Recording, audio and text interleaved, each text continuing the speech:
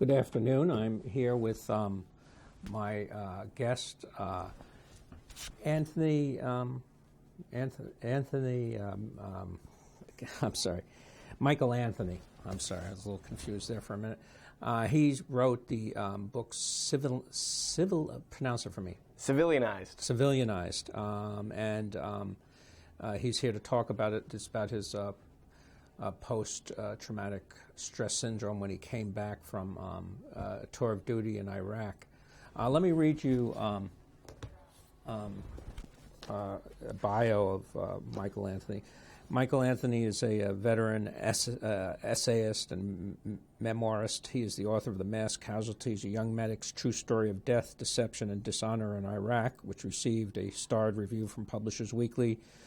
He has written for the Washington Post blog, the Business Insider blog, as well as several others, including a year-long stint as a feature writer and editor of War and Veterans section of the Good Men's Project. He lives in Massachusetts with his wife and daughter, and you can view his website at masscasualties.com. So the first question is, this book deals with your PTSD after your service in Iraq. For people who are not familiar with PTSD, perhaps you could define it, and how did it manifest itself with you in particular? Yeah, so post-traumatic stress disorder is, the acronym is PTSD, and it's just a response to a traumatic event, where it can lead to nightmares or, feelings related to certain words or experiences or even smells or anything like that. So it's just, it's almost like a conditioned response in the body to a traumatic event. Okay, and how did this manifest itself in your life when you came back from Iraq? Well, so when I came back from Iraq, I worked in a hospital in Iraq. Yeah. So we saw a lot of stuff over there. We had a lot of people die in our hands. We almost died a lot of times. And I don't think there was any one event that kind of brought me back home to this atmosphere where I was in this kind of dark spot, this dark zone. I think it was just kind of this cumulative aspect of everything that happened over there. And one debate that's actually going on right now is between the difference between post-traumatic stress disorder and moral injury. And post-traumatic stress disorder, they say, is just, it happens from a traumatic event. And the debate is with moral injury, where moral injury is just, seeing certain things over there and how that affects you versus just a specific traumatic event. So one way that we see it affecting a lot of vets is vets will go overseas, and let's say they have a traumatic event, right? And it's, people die, they almost die.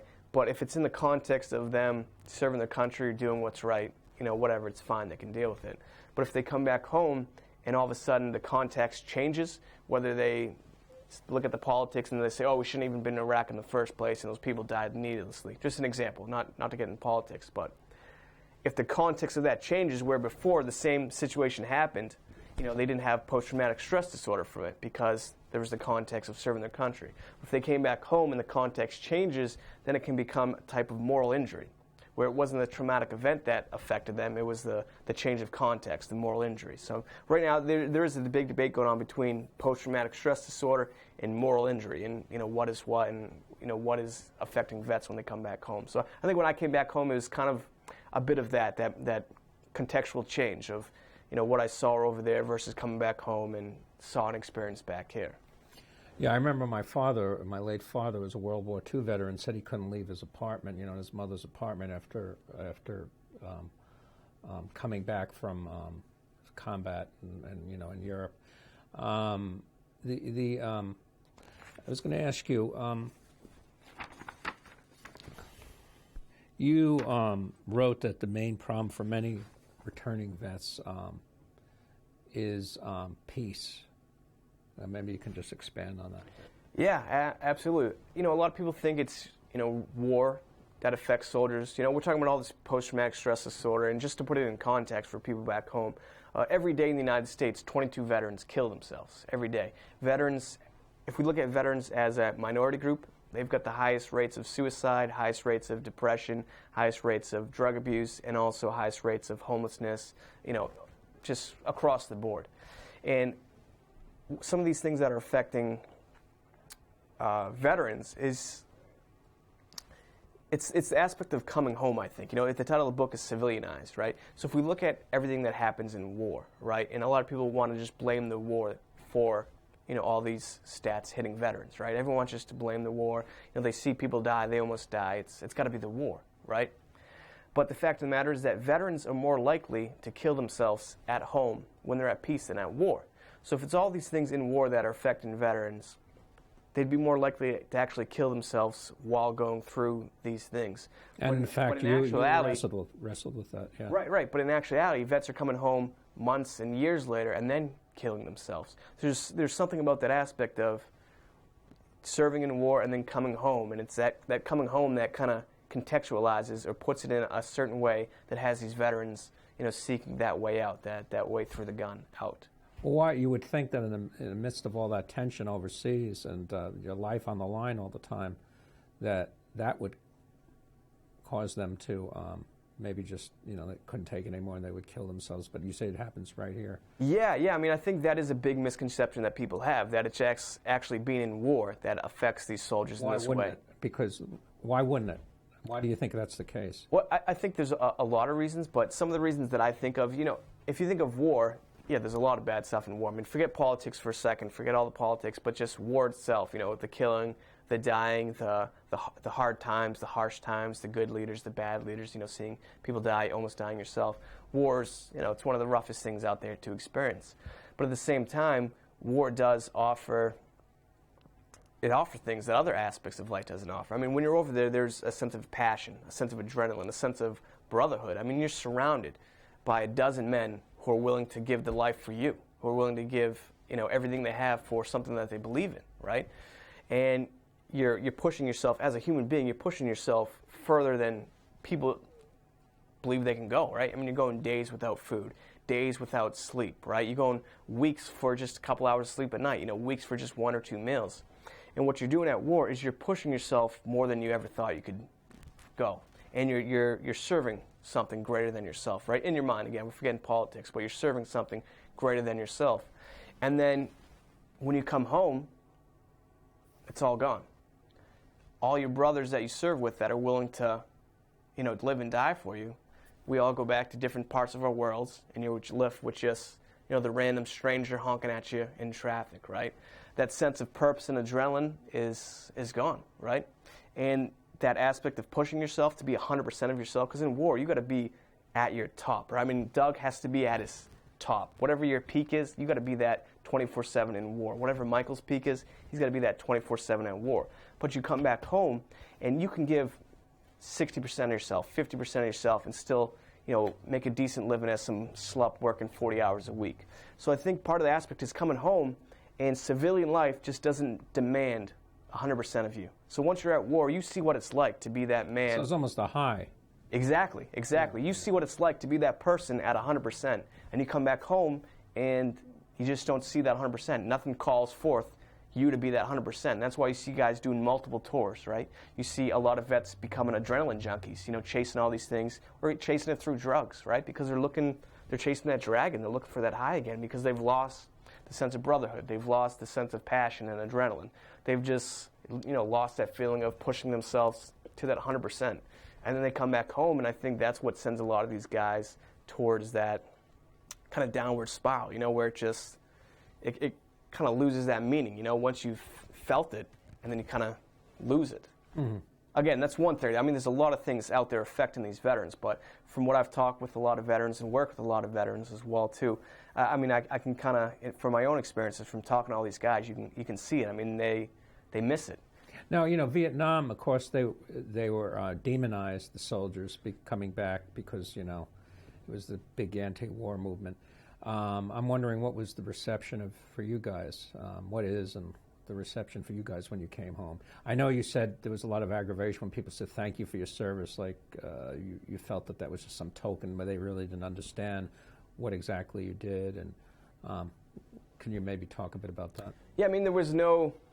there's no big parades for us like there were for other wars, and there was no spitting on us for other wars. I mean, for us, there was really nothing really middle ground. I remember coming back home, and people didn't even know we were still overseas in Iraq and Afghanistan. So, in fact, there was a scene in the bar where this you know. Yeah, I mean, in the book I talk about, coming back home and I was trying to hit on this girl, a young vet back from the war, trying to talk to this girl, and she's like, oh, are we still overseas in Iraq? And I just, you come back home and you're in that zone, you just had people dying in your hands, and, that was kind of our welcome back, and it is different for a lot of vets because we have done a pretty good job of just putting the war out of sight, out of mind, where just, I think it was Bush said, let's not let this affect our way of being as Americans, right? And we've done a pretty good job of not letting that war affect us in that sense. We're not having drives to, save cans to send aluminum to the troops overseas. We're not doing all these things. We've done a pretty good job of just putting it out of sight, out of mind. Okay. Now, it seemed in this book,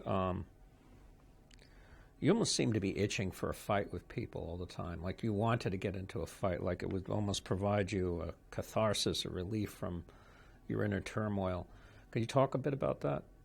Yeah, I mean, I think part of that is just that adrenaline rush we talked about, so just a minute ago. You come back home and you kind of just miss that. And at the same time, I remember I just came back and I was, like you said, kind of itching for a fight because in my mind at the time, I'm just I was just a dumb 21-year-old. But at the time in my head, I was just back from the war, and people are talking, just being their normal jerk selves, bumping in line to you, just someone's drunk and saying stupid comments, and a young vet back from the war, he's still at that 100%, he's still on the downward spiral, coming down from 100%, so he's ready to go, he's ready to go at any instance, and there is that search for adrenaline and just the aspect of like this guy doesn't know who I am, what I just went through, and he wants to bump into me and talk trash to me or something like that.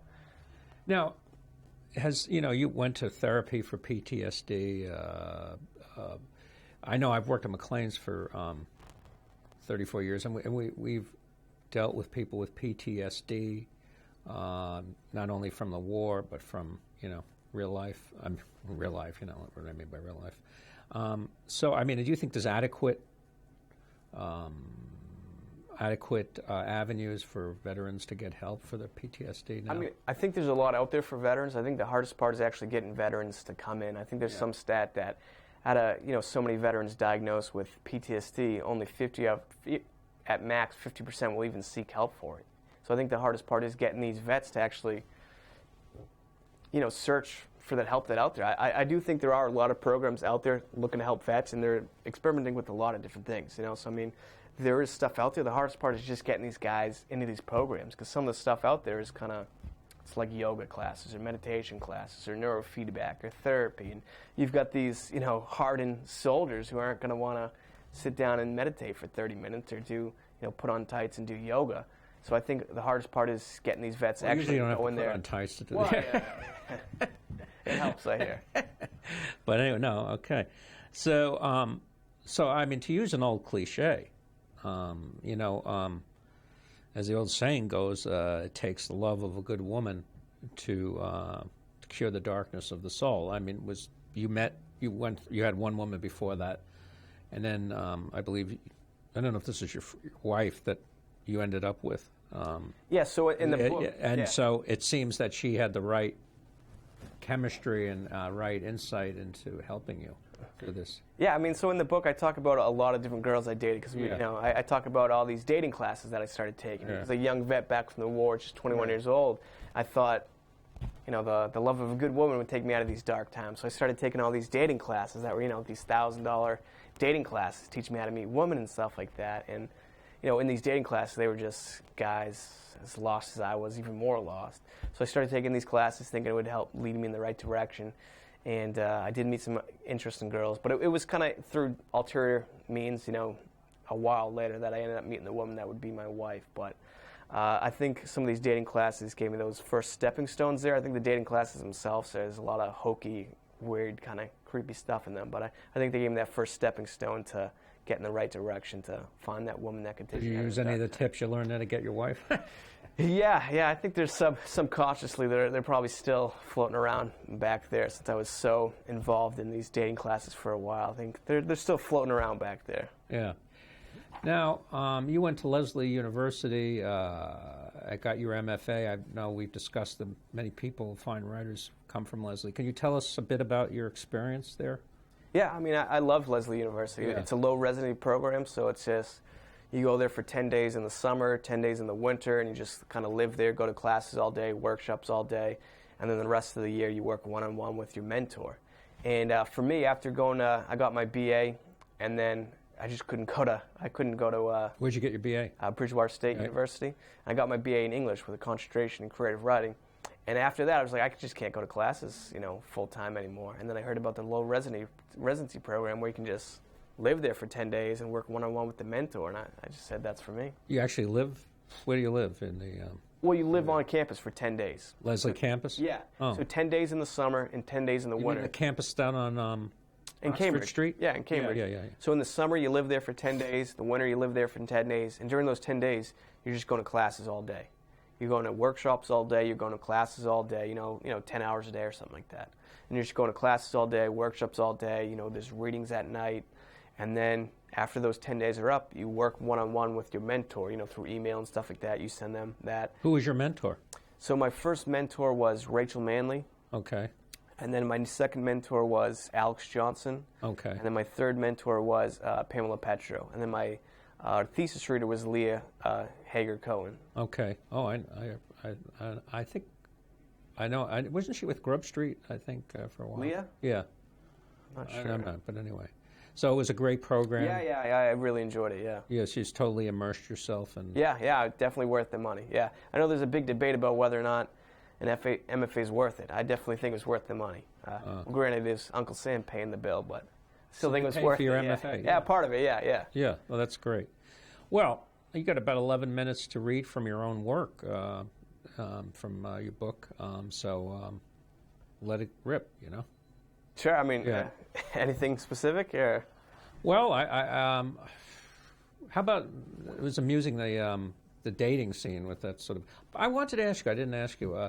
You had a cast of friends who came back with you from Iraq. What happened to them? Were they successful as you are? I mean, you were coming back home. Yeah, I mean after the fact. Yeah. So. At about 200 people in my unit that I serve in my hospital. No, but the guys you were writing about specifically. Oh, these guys specifically in here? Yeah. Yeah, I mean, as far as I know, they're all doing well. I mean, I wrote about a friend of mine who tried to kill himself, and I mean, he's doing fine. I haven't talked to, some of the girls I talk about in here that I dated for a while. I haven't talked to them in a while, but they're doing pretty fine. I mean, for my unit itself, I mean, we've already lost 3 to suicide. So I do mention a buddy in mine here, Craig, who did end up killing himself a little while after the events that I write about here. So we've lost about 3 people to suicide in our unit so far. So, and that's out of 200 people, and dozens. Is that higher than the normal rate? Oh yeah, much higher. Yeah, vets themselves have almost 5 times the higher the average. rate. How much out of 200 in the civilian? I'd have to look it up, but I did the math before, and just the military in general. It's probably like 2 out of 1,000 or something. Yeah. I mean, the rates are a lot higher. But yeah, so since coming back, and that's not including attempts either. People with there's been dozens that have gone through PTSD clinics, drug abuse clinics, divorces and stuff like that. I mean, and not to paint just such a bleak picture of the military, but it does happen. These guys come back home, and the war and that aspect of coming home kind of changes them, and it's hard to pick up where things left off. So there are divorces, and a lot of people have to go to these clinics, and unfortunately a lot of suicides as well. Okay. I would like you to read from your book. You could choose whatever you want. I mean, there's so many different scenes there that are evocative. I mean, go for it. Yeah, sure. I mean, earlier you mentioned the scene where I'm with my buddy and he's crashing and burning and coming down off his high. This is a scene about towards the end of the book where a buddy of mine who served in Afghanistan, he's in a pretty dark zone as well too, and he's kind of coming to grips with it. What I was realizing as Gunnar stumbled around the apartment was that war isn't what breaks a soldier. It isn't being a trained killer and killing, nor is it the constant brushes with death and the loss of fellow soldiers. What actually breaks a soldier isn't the fighting and dying, it's the peace. That's what kills us. A veteran is more than 50 times more likely to kill himself at home, at peace, than at war. That should be the answer to everyone who thinks that war breaks soldiers. War isn't what does it. Coming home is. That's kind of like what we were talking about too. I remember that struck me. Yeah. Yeah, so I mean, they are over 50 times more likely to kill themselves at home than they are at war. Okay. And I think that goes where we talked about that civilianized aspect of just coming home and contextualizing it. What happened over there versus what's going on back here, and whether or not It's almost like it's anticlimactic back here. Right? Anticlimactic, and just when you're overseas in war, you just paint such an idyllic version of back home. I mean, everything you're fighting for, even the people you hated back home, you start to love them overseas because you're fighting for them. And you come back home and you realize that they're a bunch of assholes. Right, exactly. They care more about the Kardashians than they do soldiers fighting and dying overseas for them. They care more about Angelina Jolie and Brad Pitt than Afghanistan. They care more about the iPhone than anything that's happened overseas. So I mean, there's just on the top 10 things that people cared about, the Iraq and Afghanistan wars are bottom 20. Yeah. And then you come home and you can feel that. You can Right. feel it. You can feel that nobody even cares. So I mean, imagine a week earlier you got someone dying in your hands, and you come home and people don't even know we're still overseas over there. So I mean, I did talk to in here. I talk about an experience where I was talking to this Vietnam vet. And the Vietnam vet was like, "You guys have it so much worse than us." I'm like, "What is this guy talking about? The Vietnam vets were spit on. Yeah. I mean, how can we have it worse than these guys? These guys had it as So what was he bad as saying? it can get."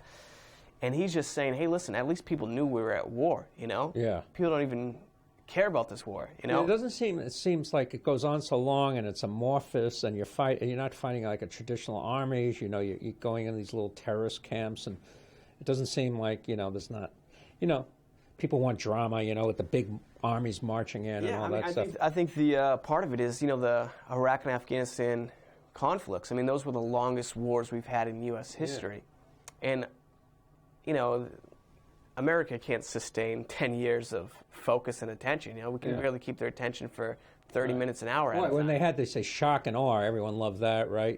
Right, or the surge, right? The surge. I mean, it's hard to keep their attention for that long when they've got everything to distract them, Right. So I think, having the longest wars in U.S. history, I think people quickly got burnt out, and they just kind of stopped caring. Well, I mean, they can stop caring, they can get burned out, but we're still overseas fighting and dying, and that's pretty much what happened. When you come back home, country's in a recession, people don't care, the government's practically shut down, or some of these guys come back home and the government's shut down, right, or there's a recession. And that's what you come home to. I mean, you're trying to fight for whatever you're fighting for overseas, but you come back home and your government can't even keep it together. They're electing, psychopaths, or they're electing, people you hate. And any psychopaths you have in mind? Yeah. But I mean, that's what you come back home to. It's you fight and dying for that. Your brothers are fighting and dying, and then you come back home and you see the best fighting and dying for the worst. And you see the best that the country has to offer is that guy that's going to jump on a grenade to save his buddies. And you come back home and you see the worst that are just enjoying their coffee and tea, not even caring about what's going on. And I think that can really just hit soldiers hard. More than any kind of trauma they can experience overseas in Iraq. I think what can hit you the hardest, more than any IED, more than any VBED, what can hit you the hardest is just coming back home and seeing that person who doesn't care about your brother who just died, And I think that's what really affects vets the most. So read some more. You got another 5 minutes. Yeah, sure. I can read from part of the epilogue here about why I decided to share these stories, because some of the stories are pretty dark and humorous. They're not all just that pure bleakness. I mean, there's some dark humor to some of these stories. So why these stories instead of the 1,000 others that happened during the same time period? Simple, really. These are the ones that stick out. Even though they're kind of silly, and all that really happened was I got in a few fights, got drunk, got laid, and was a bit depressed. But some things just leave an impression. And as in all aspects of life, you never know what you're going to remember, or what's going to have the biggest impact. I've only been to Iraq once, but I've stepped off that plane 1,000 times. I've felt that sun beating down on my neck 1,000 times. I remember sitting on the roof of the hospital, chain-smoking cigarettes and playing the guitar. I remember playing baseball inside the hospital and the feeling of holding a broom handle as a bat as I swung hard at an ace-bandage baseball. I remember what I was eating when I heard that Craig tried to kill himself. And I remember the feeling of fascination as I walked a unit of misfits from 37 different states somehow come together to run a hospital that would save thousands of lives. That's what our memories are for, though. We're living and remembering, again and again and again, whether we like it or not. Sometimes a soldier returns home and all he can do is share his story in the hopes that somehow, in some way, it helps another soldier makes sense of things. And although stories may not be perfect, sometimes just sharing is enough to make a difference. Okay. And that's kind of what I have done with a lot of my volunteer work for veterans, just getting them out there to talk about their stories and share their stories. That can be therapeutic. Yeah, I've interned before and worked before with this charity group called Warrior Riders, and they just get veterans together to share their wartime experiences. Do you know Adam Graff? He was from Lesley. Yeah, I interviewed him. Yeah, so he's worked. Oh, no, he was from UMass. I'm sorry. So he's worked with Warrior Riders before, too. And they're a really great group that just tries to get vets to get out there and share their wartime experiences. And I think, helping get these guys out there and having them write is very, cathartic and healing for people to write about their experiences. And I think it helps other people read about these experiences as well. Now, the genre of memoir, I know I teach memoir, and I'm seriously considering, I was looking for a new text, and I'm seriously considering using this at Endicott College. Hopefully they should have you come in. Give us some tips about writing a memoir, if you had to say. I think the hardest part of writing memoir is the just being honest with yourself about what it is you're telling here, what the story is. So I was talking to a friend about this, and I'll give you a quick story from Lesley. There was this one girl in class, and she was writing a story about the loss of a child. And she had written this story. Can we swear on? Yeah. All right. So she was writing this story about losing a child, and she wrote it very beautifully, but there's a lot of distance there as well, too. And after class was over, she had said to someone in class, after I lost my child, all I wanted was my husband to just fuck me and put another baby inside me. And that was just such raw honesty right there. And like I said, her other writing was very, very beautiful, but it had that distance right there. And I think that's just raw honesty of just, I wanted my husband to fuck me and put another baby in me. I think that's the hardest part to capture in memoir, of just that pure, raw honesty of what it is. I always say you want to have authenticity. Yeah. Yeah, and that's very much evident in your fine book, authenticity. You hear a strong voice coming. Yeah, through. I mean, the one I'm talking about, I think her book is coming out soon, and I think she worked hard to try to capture that raw honesty in there as well, too, and I think she did a good job of it. But I think that's the hardest part to capture, that just raw honesty. Are there any war memoirs that have particularly influenced you also? I mean, there's a lot of great veteran writers out there. I mean, it's for the Vietnam War, it took those guys 20, 30 years to be able to write about the things wars. They carried? And, I mean, that's a great fiction. That's fiction. Yeah. But it took those guys... But it was really based on a lot of what you read. Right. But contemporary guys, because those Vietnam guys, it took them 20 years to write about their experiences. Nowadays, vets are able to do it a lot quicker, a lot faster, thanks to those Vietnam guys sharing their stories. Now they've made it easier for us to share our stories. There's a lot of great guys out there writing stories. Colby Bazell, Brian Kastner, Kayla Williams, Matt Gallagher. So, I mean, there's a lot of... It's almost becoming its own genre, these war memoirs, which is good because I think it helps vets themselves and family members make sense and contextualize what it's like for these vets overseas and what it's like for them to come home as well. Well, thank you very much for joining me. Yeah, thank you for having me. And thank you.